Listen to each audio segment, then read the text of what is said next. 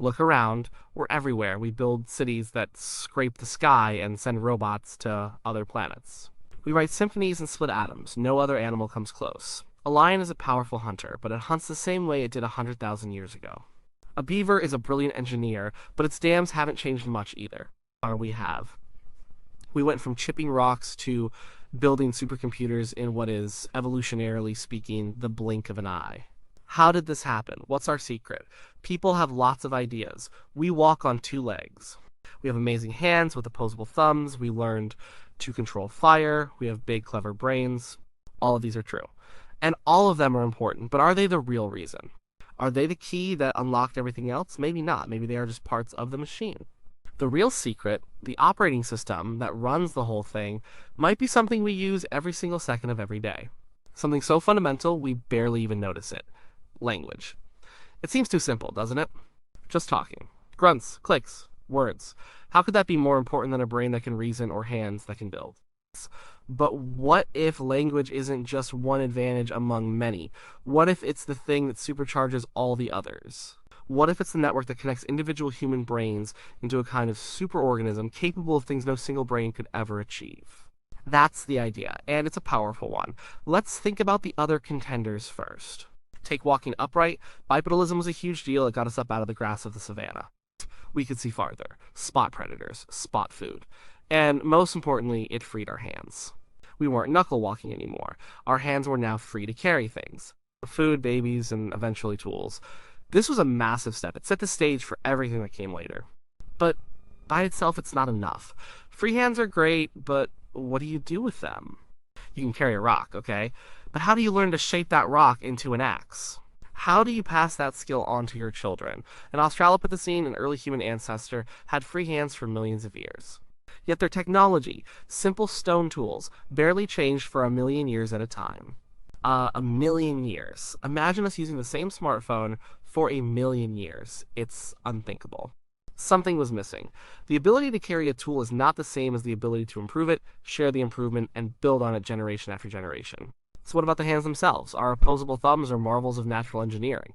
They allow for a power grip to hold a club and a precision grip to thread a needle. They can make delicate jewelry and wield a sledgehammer. Without these hands, there would be no pyramids, no paintings, no space shuttles.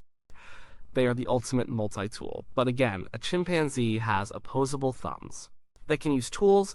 They use sticks to get termites and rocks to crack nuts. They are incredibly smart.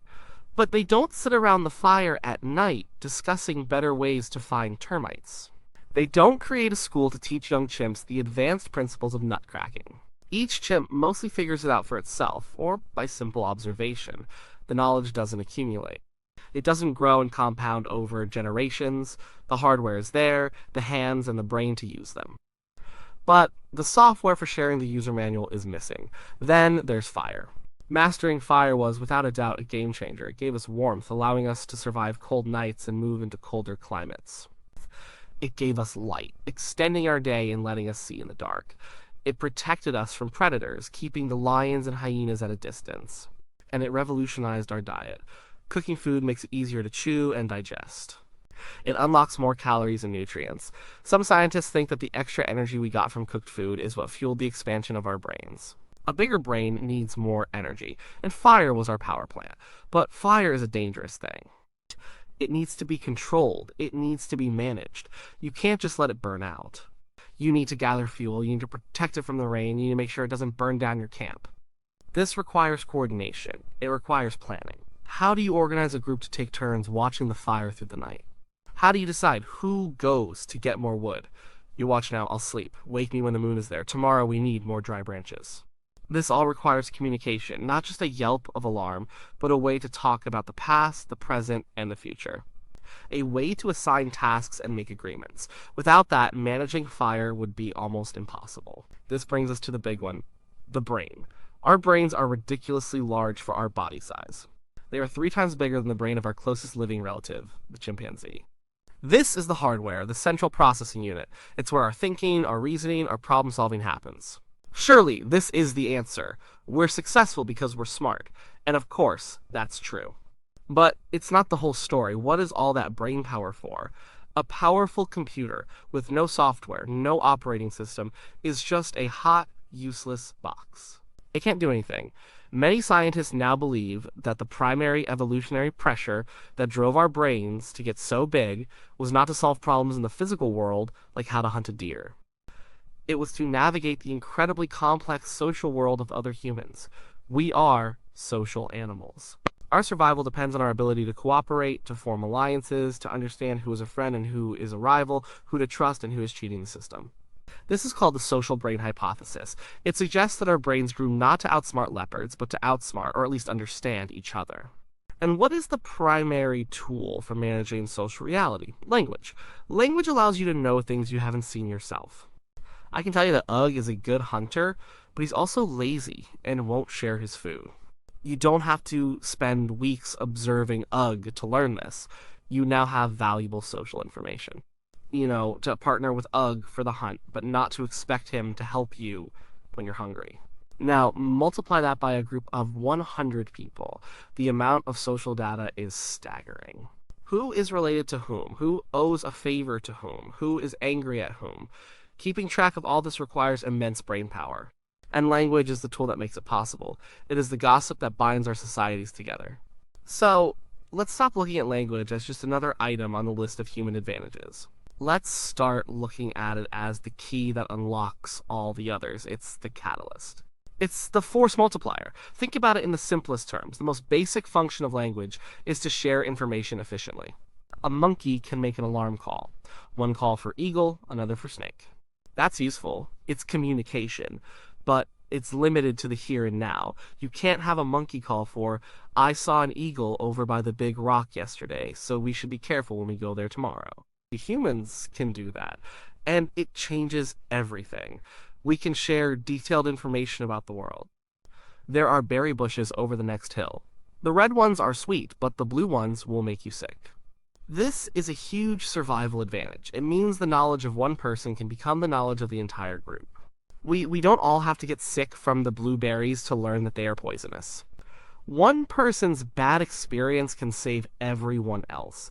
This creates a shared pool of knowledge. It's like a collective memory. This leads to the next level cooperation. Language allows for a level of cooperation that is simply impossible for other animals. Imagine trying to organize a mammoth hunt. A single human is no match for a mammoth. But a group of 10 or 20 working together, they stand a chance. But that requires a plan. And a plan requires language. We will drive it towards the cliff. You three hide in the bushes on the left and make noise when it gets close. You four come with me from behind. Ugh, you have the strongest arm, you throw the first spear. Wait for my signal. This is complex, coordinated action based on a shared goal. You can't do this with gestures and grunts. You need a way to talk about things that haven't happened yet. You need a way to assign roles. You need a way to establish a sequence of events. Language allows a group of individual minds to fuse into a single coordinated hunting machine.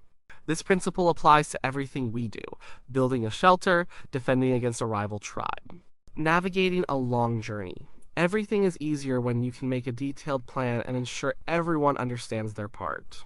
This is the foundation of human society. It's how we went from small family bands to villages, cities, and nations. But perhaps the most powerful function of language is its ability to transmit information not just through space, but through time. This is the basis of culture. An animal is born and it has its instincts. It might learn a few things by watching its parents. But when it dies, almost everything it learned dies with it. The next generation has to start over from scratch, with just its instincts. Knowledge does not accumulate. For humans, it's completely different. An old man can sit by the fire and tell the children of the tribe stories. Stories about which animals are dangerous. Stories about which plants are medicine. Stories about how to make the sharpest stone axe. He can pass on the accumulated wisdom of his entire lifetime. And when those children grow up, they will add their own knowledge and pass it on to the next generation. The language allows knowledge to become cumulative. It's like a ratchet. Each generation can push it forward a little bit, and it never slips back. We don't have to reinvent the wheel every generation. We don't have to rediscover fire. We are born into a world overflowing with the stored knowledge of all the humans who have ever lived. We learn it through language. By listening, by reading. This is why human progress is exponential. For millions of years, our technology was stagnant. But once language became complex enough to support this kind of cultural transmission, things started to speed up. The Stone Age gave way to the Bronze Age, then the Iron Age. Agriculture was invented. Writing was invented, which is just a way of storing language outside the brain, making cultural transmission even more reliable. Then came the printing press, the Industrial Revolution, the Information Age. It's all built on that one simple trick passing complex knowledge down through time. The language is the conduit of culture. So far, we've talked about the practical side of language, sharing information, planning, passing on skills. But there's another layer, a deeper, more profound one. Language doesn't just allow us to describe the world. It allows us to create new worlds right inside our heads. Language is the stuff of thought.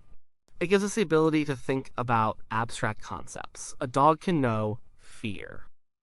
But can a dog think about the concept of fear? Can it wonder why it feels fear? Can it think about how to overcome fear? Probably not.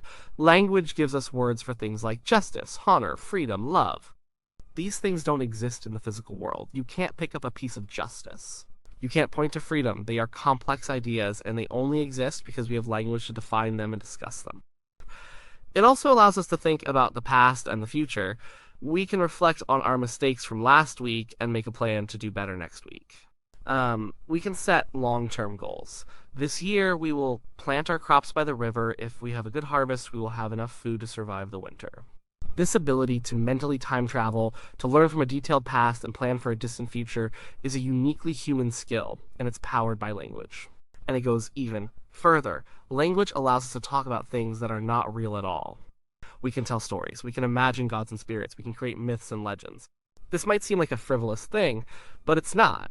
It is in fact one of our most important abilities. The historian Yuval Noah Harari argues that this is our true secret, the ability to create and believe in shared fictions. Think about money. A dollar bill is just a piece of paper with some ink on it. It has no real value. It's not food, it's not a tool. But we all agree that it has value. We all believe in the story of money, and because we all believe in that shared fiction, it works. It allows a baker in California to trade his bread for the work of a software engineer in India, even though they've never met. This kind of large-scale cooperation between strangers is impossible without a shared story. The same is true for nations. A country is not a physical reality. It's an imagined community. It's the story we tell ourselves, a story of shared identity, shared history, shared laws. This story allows millions of strangers to trust each other, to work together, to fight and die for each other. No other animal can do this. You could never convince a chimpanzee to give you his banana by promising him unlimited bananas in chimp heaven when he dies. But we humans believe in these kinds of stories all the time. Our laws, our religions, our corporations, our human rights, these are all shared fictions, powerful stories we've told ourselves, made possible by language. They are the glue that allows us to cooperate on a massive global scale. So this brings up a classic chicken and egg question. Which came first, the big brain or the complex language? Did we get smart and then invent language to express our brilliant thoughts? Or did language come first, and the need to use it drove our brains to get bigger? The most likely answer is that it was a feedback loop. They co-evolved, each one pushing the other forward. It probably started with simple communication, grunts, gestures, basic sounds. But even a small increase in the ability to communicate would have given a group a survival advantage. This would create an evolutionary pressure. Individuals with slightly better brains, better able to produce and understand these sounds, would be more successful. They would have more children, passing on those slightly better brains. Now, with a community of slightly better brains, there is room for the language to become a little more complex. New sounds, new combinations. This more complex language would then place a new pressure on the brain. Individuals who could master this new level of complexity would have an even greater advantage. And so on, and so on. A little more language pushes for a better brain allows for more language. It's a spiral, an evolutionary arms race between our minds and our words that went on for hundreds of thousands of years. The result is the giant, language-ready brain we have today. They didn't happen one after the other. They grew up together. It seems clear that language is the secret to our success. It took all our other gifts, our hands, our bipedalism, our fire, our brains, and wove them together into something unstoppable. It allowed us to share information, to cooperate in huge numbers, to build a cumulative culture, and to create the shared stories that hold our societies together. But it's important to be honest. This superpower has a dark side. The same tool that allows us to cooperate also allows us to be more effectively cruel. The language allows us to lie, to deceive. An animal can't lie about what happened yesterday. We can. We can make false promises. We can manipulate people with clever words. We can spread propaganda to turn one group against another. The same ability to form strong, cooperative in groups based on a shared story also creates outgroups. The very act of saying we creates a they, and language is the tool we use to dehumanize they. We give them names, we tell stories about how they are evil or stupid or less than human. This makes it easier for us to do terrible things to them. The same shared fiction that can build a peaceful nation can also fuel a brutal war. Every act of genocide in human history was preceded by a campaign of language, a story told to justify the horror. And the cumulative culture that language enables doesn't just accumulate good ideas, it accumulates bad ones too. Superstitions, prejudices, and destructive ideologies can be passed down through generations just as easily as the knowledge of how to build a house. Struggling with the ghosts of old bad ideas that are kept alive by language. So is language the real reason for our success? Yes, it almost certainly is. But it's not a simple, happy story. It's not a magic wand that made us better. It's a tool, a profoundly powerful tool, more powerful than anything else in the known universe. And like any tool, it can be used to build or to destroy. Language is the code of what it means to be human. It's running in our minds right now as you read this. It shaped our past, it defines our present, and it will create our future. We are the species that talks. We talked our way to the top of the food chain. We told ourselves stories that allowed us to build civilizations, and we are still talking, still telling stories, trying to figure out what to do with the incredible power we have. It's the source of our greatest triumphs and our most tragic failures. It's our blessing and it's our curse. And we're still just beginning to understand what it all means.